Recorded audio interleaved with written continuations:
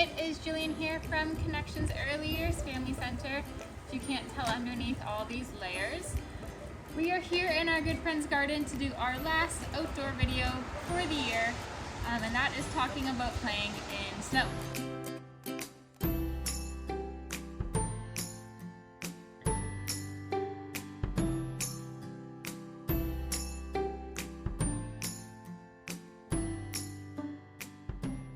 I don't have any children in this video, like always, so we're going to use some assistants today.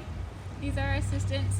So just remember that when you're playing outside with your little one, if they see you having fun, they will have fun too.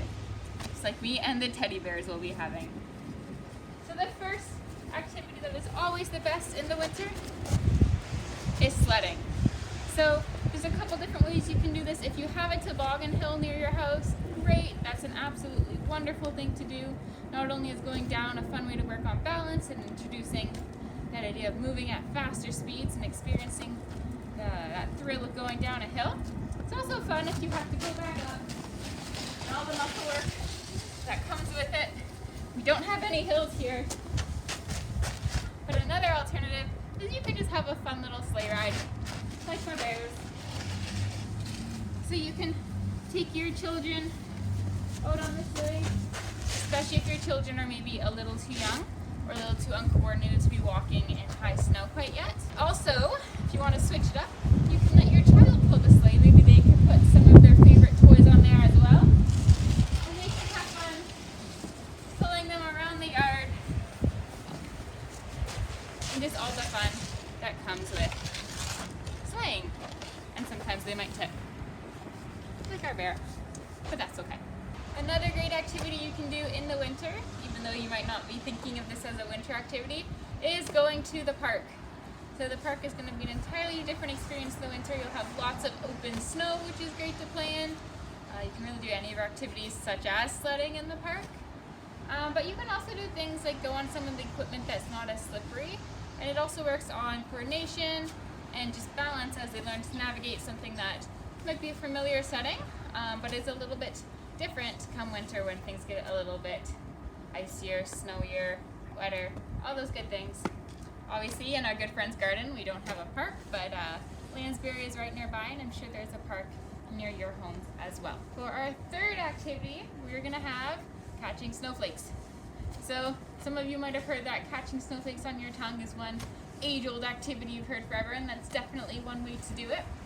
Another way you can do it, and this is a little bit of a variable for younger children, so say our good friend Teddy here is just an infant and he's not quite walking through the snow yet. You can always set up a little blanket for him, and you can practice just throwing the snow in the air. And of course you're going to bundle him as well. I've seen some wonderful infant snowsuits already this year. And they can watch as the snow comes down, and it's good for them to work on being able to track objects with their eyes, and they also get that sensory play too of having something kind of come down and, you know, that cold feeling, getting to touch them.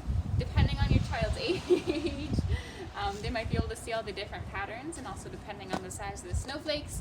We're really lucky today in getting fresh snow, but you can always just do this by throwing the snow that you have up in the air and watching it. And also, if your kids are a little bit older, you can always just do a bigger version, or let them just have fun and open-ended play in the snow.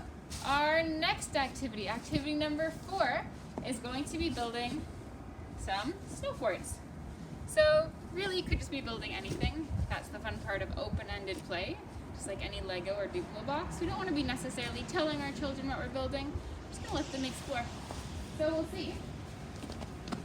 We're lucky enough to be able to make a snowman. I don't know if it's exactly that kind of snow yet, but just the idea of, even if you can't get a snowman going, which, considering I've done a lot of these, I don't think it's because of me. I think the snow is just not quite packing yet. I do think that if you let your child really explore, you would be amazed at the things that they can create out of snow, whether that's little tiny snowmen, maybe one their size, maybe one your size, snow dinosaurs, snow forts, pretty much snow anything.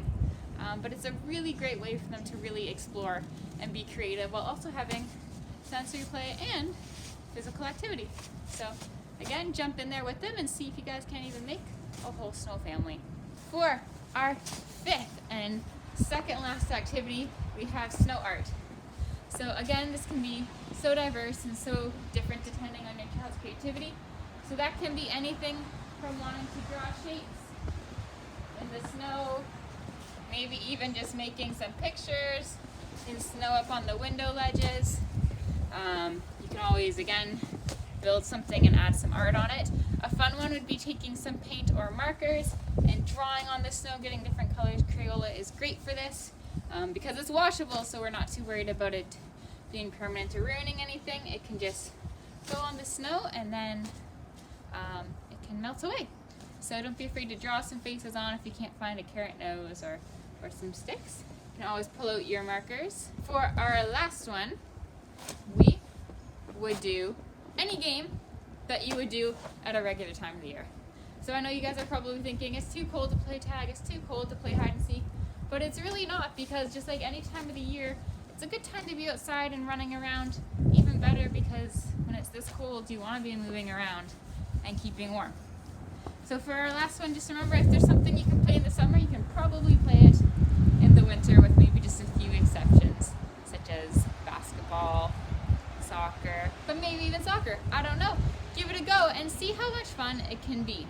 All that matters is that you are outside and having fun with your little ones, and I guarantee if you're having fun, they will be having fun out here too. All of our activities today are taken from the Active for Life webpage, which is all about promoting physical literacy in young children, which is so important because, as research has shown time and time again, children who are more active when they're younger are less likely to be at risk for childhood obesity, heart disease, and a number of other mental and physical problems that we would love to avoid. Also, just a reminder that as we come to the close of the year, we are still doing all of our programming, such as Readers Are Leaders and other groups. So please, if you have any interest in picking up our Readers Are Leaders package, do give us a call and see if we can get you some books and fun activities to keep you busy and learning over the holidays with your little ones. Quick reminder to everyone that as winter is coming and as the holidays are coming, it is extra important to still keep getting outside for that daily recommended dose of physical activity, because even though the daytimes are getting shorter, our body still needs the same amount of physical activity in a day. So please don't give in to that urge to stay inside and stay warm. Try and get outside and explore some different types of fun. Thank you for tuning in. I hope you enjoyed this last video of the year, and I hope you give some of these activities a try. We will see you soon. Thanks for connecting with us.